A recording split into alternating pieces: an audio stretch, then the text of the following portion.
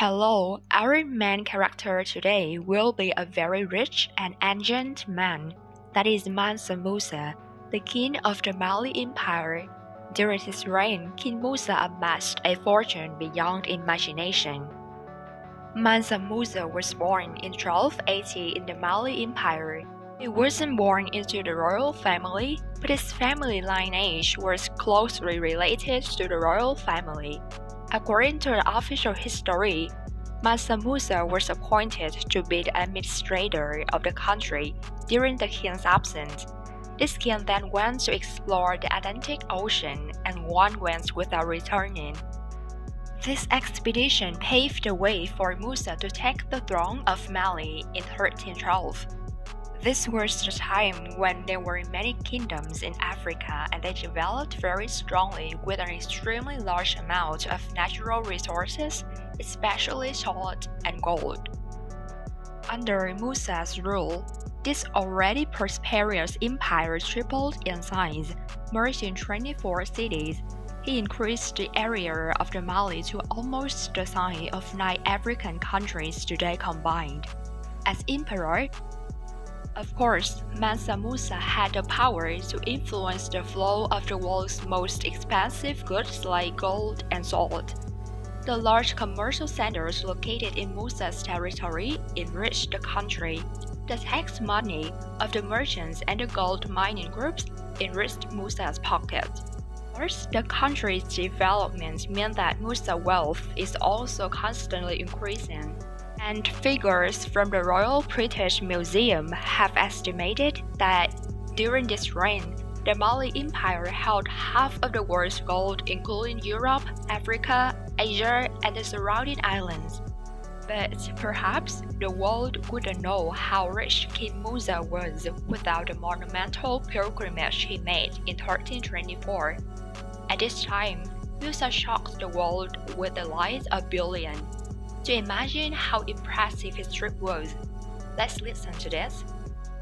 King Musa was a very religious man and owned a lot of gold and silver. So in 1324, he decided to make a pilgrimage from Mali to the Muslim holy city of Mecca. The scale of this pilgrimage was just enormous. King Musa mobilized his entire harem and court, including more than 60,000 people along with 12,000 slaves to go with him.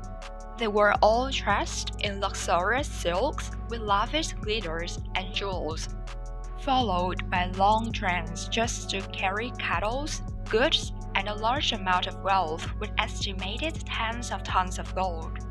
And what made King Musa saved in his storybooks was the act of slapping gold.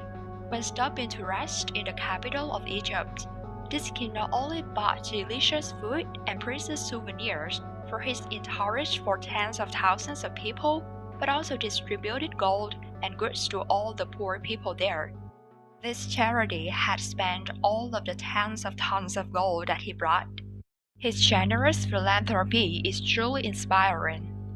But anything too much is not good at all. Because King Musa released too much gold, the people didn't have time to enjoy the joy of escaping poverty, and the price of Egypt's gold dropped continuously. So the Egyptian economy struggled for the next 12 years. Just because his spending was too strong, he didn't have enough money to get home when he ran out of gold. So he dealt with it by buying back the gold that he had given away at an exorbitant price, both to fight back the fire for Egypt after inflation and to fund the repatriation. Historians have estimated King Musa's voyage expended 12.3 tons of gold, and the devaluation of gold resulted in an estimated $1.5 billion worth of damage across the Middle East. But King Musa really didn't want these consequences to happen. With the attitude of the devout man, along the way, King Musa not only helped the poor but also built many of the most elaborate mosques in history. So far, researchers have estimated that the King Musa's total wealth is more than $400 billion, 1.5 times more than the richest person in the world today. However, due to limited data, this number is only an estimate, and the truth is probably still causing headaches for historians to find. After his death in 1337, his son took the throne but was unable to maintain the empire because before that, due to his wandering, he had spent most of the enormous wealth accumulated. Before that, he also didn't focus on training the army, so when he died, the rights were no longer available, the small countries were separated one by one, and the Mali Empire also collapsed. That's all about this video. Thanks for watching. Goodbye.